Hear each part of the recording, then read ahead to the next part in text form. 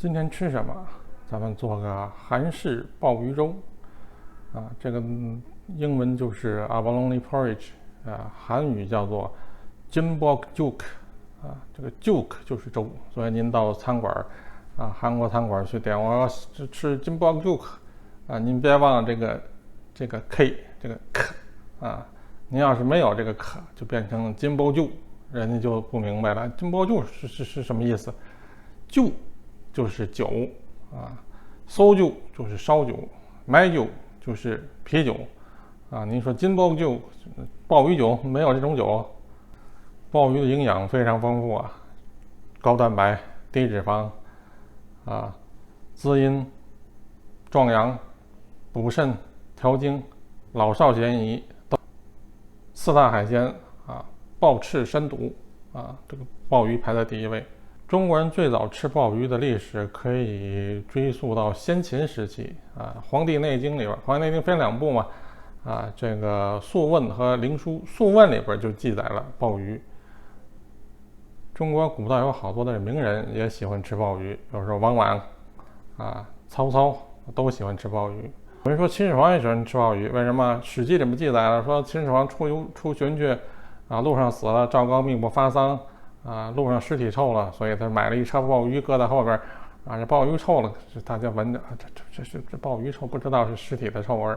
但是赵高买的那个可不是咱们现在吃的这个鲍鱼，为什么呢？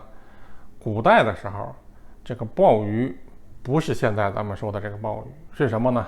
是咸鱼古代的时候这个鲍鱼叫什么？叫腹鱼，就是鱼字边右边一个腹古代叫腹鱼，从明朝之后才开始叫鲍鱼的您看刚才咱们说的这个韩式鲍鱼粥，它的名字叫 Jimbokjuk它要是写成这个真文，就是写成汉字的话，叫全腹粥还是用的这个腹鱼这个腹字。除此之外，古代的时候这个把这个鲍鱼还有其他的这个名称，比如说叫镜面鱼就说它那壳里边就这个因为有珍珠层嘛，就像这镜子一样，镜面鱼还有叫做这个决明鱼为什么呢？因为这个鲍鱼的壳如果晒干磨成粉，它可以入药中药里边把这叫做石决明对应草决明这两种东西都是明目的，所以这也叫决明鱼。鲍鱼的这个产地在这个北太平洋日本、韩国中国这些地方都有产这个北美、墨西哥都有产。这个鲍鱼呢，它有新鲜的，就是鲜鲍，还有干鲍干鲍营养价值更高。这个干鲍品质最好的是日本的中国古代把这个干鲍叫做倭罗。我们今天用到的呢，做鲍鱼粥的是鲜鲍您不能用干鲍来做鲍鱼粥，您最好能够这个有野生的这个鲜鲍是最好的如果没有养殖的也可以用。材料呢很简单，粥嘛一定用到米，然后就是鲍鱼少量的蒜、香油、鸡蛋、盐、海苔您可能需要一点葱花，最后来配颜色，就这么简单。首先咱们先来处理一下鲍鱼，这个鲍鱼是活的您可以用小刀或者是这个勺子都可以插到这个鲍鱼的肉下边一撬，它就下来了。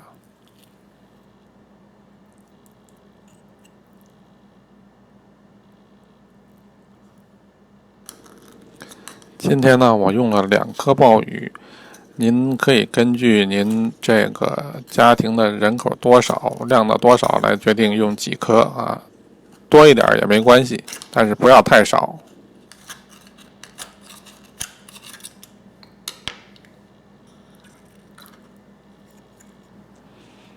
这部分呢是鲍鱼的内脏，您要把它拿掉。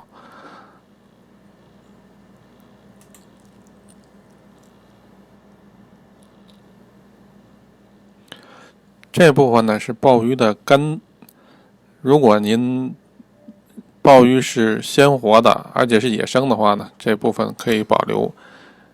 如果说是养殖的，就最好不要留下它了。这里尖端的这部分，这是鲍鱼的嘴，里边有牙，您要把它去掉。清理好的鲍鱼，我们可以把它清洗一下。您看这部分黑色的，这些我们要把它去掉。您上面撒一点盐啊，包括这里撒一点盐，可以用牙刷或者钢丝球，让我们把它清理掉。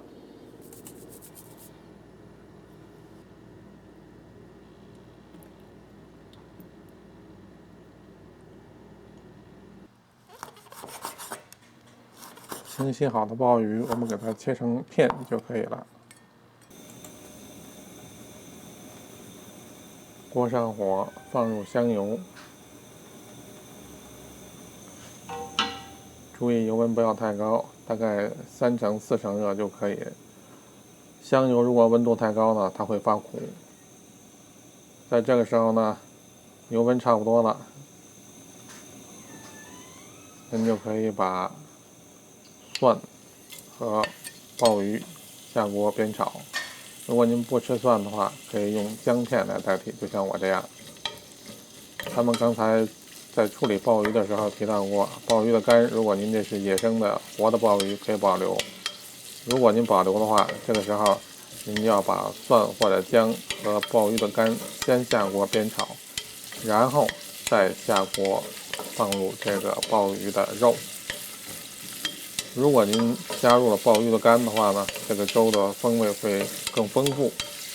韩国的做法是说保留的鲍鱼肝，所以他们叫做全腹粥。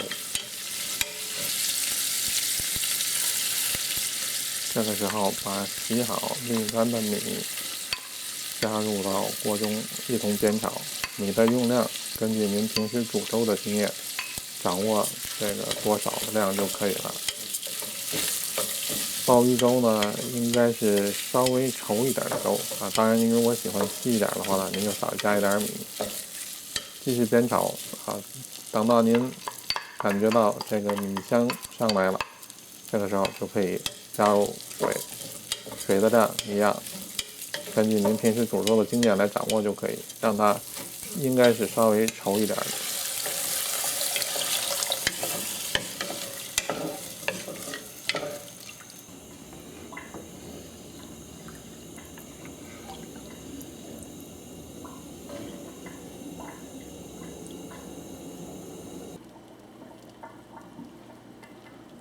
大火煮开，然后转小火煮，至少要差不多1个小时，或者更久一点更好。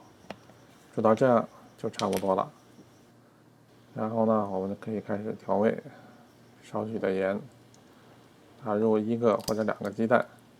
如果您喜欢的话呢，也可以打入整颗的，就是荷包蛋。这样我们的韩式鲍鱼粥就做好了，您可以配上海苔和葱花一起上桌。